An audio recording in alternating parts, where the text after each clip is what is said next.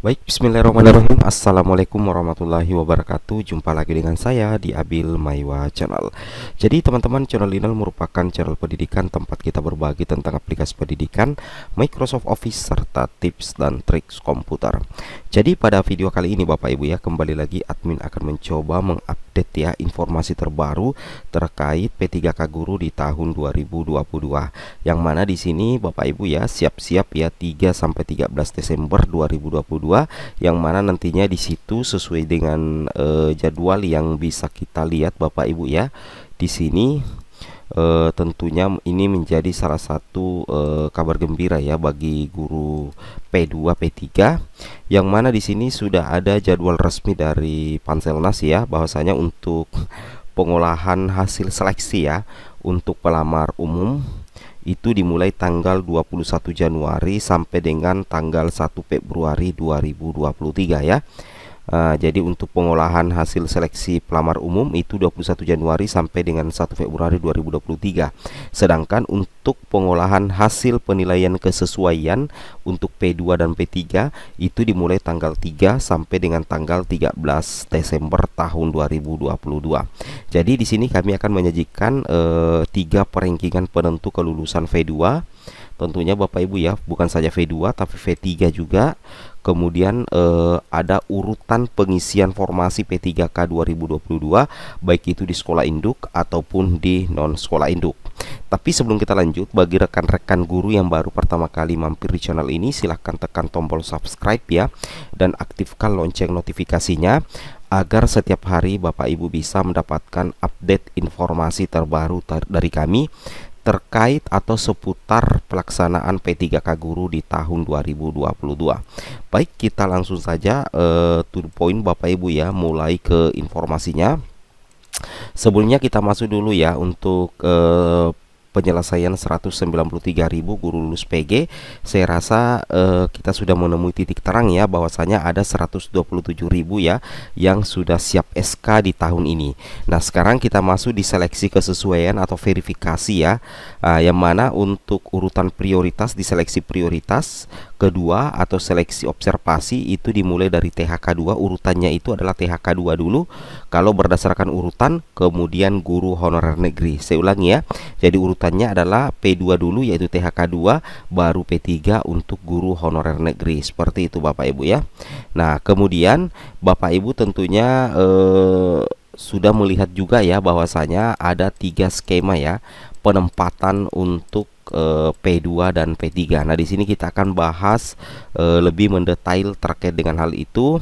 Di sini Bapak Ibu perlu pahami ya, bahwasanya tim penilai akan melakukan penilaian dengan mempertimbangkan 4 aspek kinerja Bapak Ibu ya. Nah, yang pertama itu orientasi pelayanan, komitmen, kerjasama, dan kepemimpinan. Nantinya hasil penilaian dari tim penilai itu akan ada hasil akhir tim penilai dikali dengan persentase persetujuan ya. Nah, seperti itu ya. Jadi nantinya akan berdasarkan nilai terbaik dan nilai tertinggi. Nah, di sini kita bisa lihat ya, bahwasanya kita buatkan simulasi. Di sini admin sudah buat tabel ya, ada nama Pak Bagas, Pak Amir, Pak Salim, dan Bu Tina. Nah, kebetulan Pak Bagas ini adalah, kita berikan dulu V2 ya, kemudian Pak Amir ini adalah P3, kemudian Pak Salim juga adalah P3, dan Bu Tina ini adalah P3 juga Bapak Ibu ya. Nah, kebetulan di sekolah tersebut ada 2 formasi ya. Ini untuk sekolah induk saja dulu ya. Di sekolah induk bagaimana teknik perankingannya. Jadi Pak Bagas ini statusnya adalah pelamar P2, Pak Amir ini adalah P3, kemudian Pak Salim ini adalah P3, Putina ini adalah P3. Nah, sedangkan di sekolah ini ada 4 guru honorernya, Pak Bagas, Pak Amir, Pak Salim, Putina. Sedangkan formasi yang tersedia itu 2, kebutuhannya juga 2 Bapak Ibu ya, seperti itu. Nah, jadi kalau kita berdasarkan urutan prioritas, berarti secara otomatis nantinya yang akan diangkat menjadi ASN P3K mengisi 1 pos formasi adalah Pak Bagas ya, karena dia sudah menang di bagian urutan prioritas ya. Dia adalah seorang P2 yang secara otomatis memiliki masa kerja yang tinggi. Nah, sekarang kita lihat dulu, anggaplah seperti ini untuk Pak Bagas yang merupakan P2, itu nilai akhirnya itu adalah anggaplah 100 ya. Nah, ini kita buat permisalan saja ya Bapak Ibu. Kemudian untuk Pak Amir nilai akhirnya juga ini adalah 100 ya. Berarti tim penilai memberikan nilai maksimal ya. Berarti keempat guru honorer yang ada di sekolah ini semuanya ini memiliki nilai akhir yang tinggi, yaitu 100 Bapak Ibu ya. Nah, 100. Nah, jadi kalau kita lihat, kalau berdasarkan nilai, kita tidak bisa membedakan mana yang mendapatkan nilai tertinggi kalau nilai akhirnya itu sama semua ya. Pak Bagas 100, Pak Amir 100, Pak Salim 100, dan Bu Tina 100. Nah, pertimbangan berikutnya untuk menentukan kelulusan di seleksi observasi itu adalah tentunya usia. Pak Bagas ini karena dia adalah P2 Bapak Ibu ya, anggaplah usianya ini Pak Bagas 51 tahun ya. Nah, 51 tahun. Sedangkan Pak Amir ini adalah P3, misalkan usianya 40 tahun. Kemudian Pak Salim ini usianya juga adalah 40 tahun. Kemudian Bu Tina ini usianya juga 40 tahun. Nah, kita lihat dari keempat guru honorer ini, Pak Bagas lah yang paling tua karena dia adalah P2 Bapak Ibu ya, Pak P2. Nah, kemudian kalau kita lihat lagi masa kerjanya, masa kerja untuk Pak Bagas ini anggaplah 17 tahun ya. Sedangkan Pak Amir 10 tahun, Pak Salim ini masa kerjanya juga 10 tahun, kemudian Bu Tina juga masa kerjanya 10 tahun Bapak Ibu ya. Nah, sekarang kita akan tentukan siapa yang akan mengisi formasi di sekolah induk. Karena kebetulan formasi yang tersedia itu adalah 2, sedangkan guru honorernya 4, 1 P2 dan 3 P3. Nah, kita lihat kalau berdasarkan urutan prioritas, maka secara otomatis P2 lah yang akan menjadi prioritas utama di seleksi observasi. Nah, sedangkan kita lihat nilai akhirnya ini 100. Usianya 51 tahun, masa kerjanya 17. Maka secara otomatis Pak Bagas ini akan mengisi satu formasi ya. Pak Bagas ini akan mengisi satu formasi di sekolah ini. Ada yang bertanya bagaimana kalau nilai Pak Bagas ini rendah, misalkan nilainya 70 80, sedangkan dia adalah P2. Nah, kalau misalkan nilai akhirnya ini rendah, lebih rendah dari Pak Amir, Pak Salim, Bu Tina, tetapi karena dia menang di urutan prioritas, maka Pak Bagas ini tetap akan mengisi satu formasi di sekolah induknya. Nah, seperti itu ya. Jadi untuk formasi satu ini sudah dikunci oleh Pak Bagas ya. Jadi yang saya berikan kuning berarti dia mengisi formasi. Meskipun nilai akhirnya rendah, tapi dia adalah P2 Bapak Ibu ya. Berarti dia menjadi prioritas utama di seleksi observasi.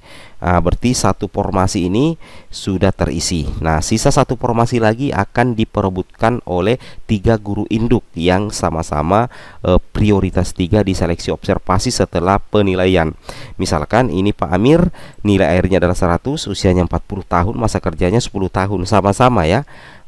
Pak Salim juga nilai akhirnya di seleksi observasi maksimal ya, anggaplah 100, usianya ini adalah 40 tahun, masa kerjanya adalah 10 tahun ya. Kemudian Bu Tina nilai akhirnya juga maksimal 100 tahun, usia 40 tahun, masa kerja 10 tahun. Ketiga guru ini memiliki nilai akhir yang sama, usia yang sama, masa kerja juga yang sama, dimisalkan seperti itu. Nah, kalau seperti itu, maka kita tidak bisa membedakan siapa yang bisa mengisi formasi karena kategorinya ini sama juga P3.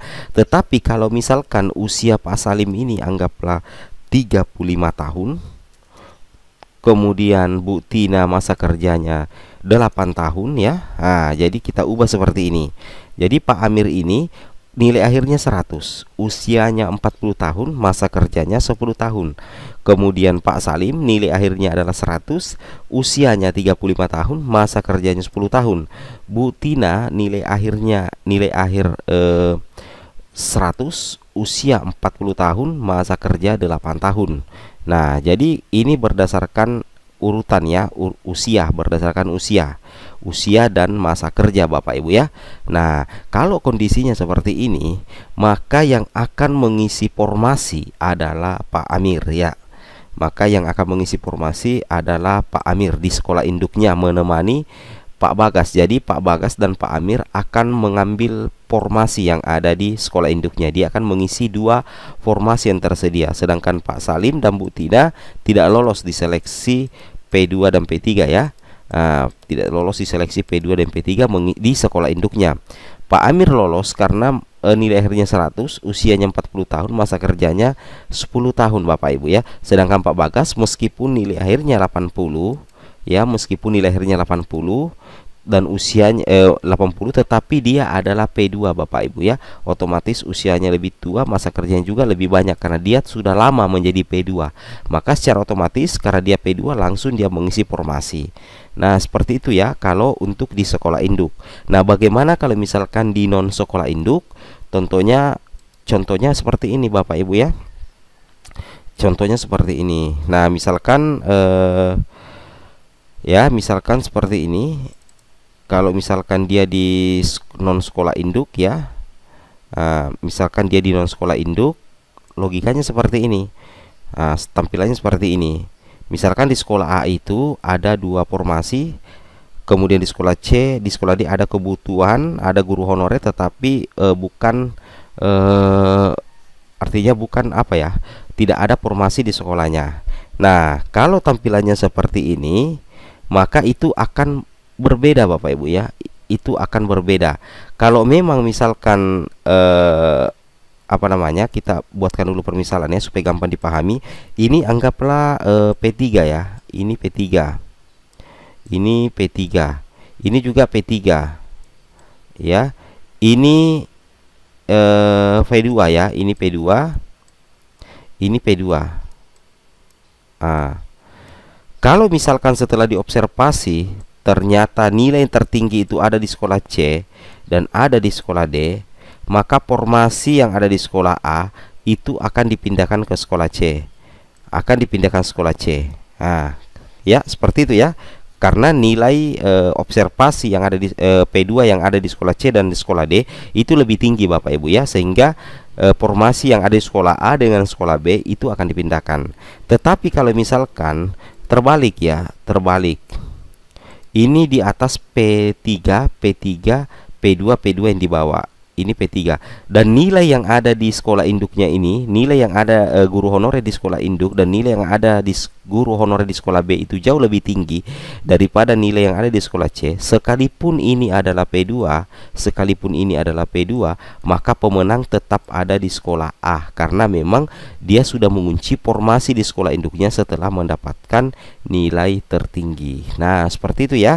Ini contohnya Bapak Ibu ya. Itu adalah salah satu contoh ringkas ya terkait perankingan ya, perankingan penentu kelulusan P2 P3 urutan pengisian formasi P3K 2022 sekolah induk dan non induk. Semoga bermanfaat. Assalamualaikum warahmatullahi wabarakatuh.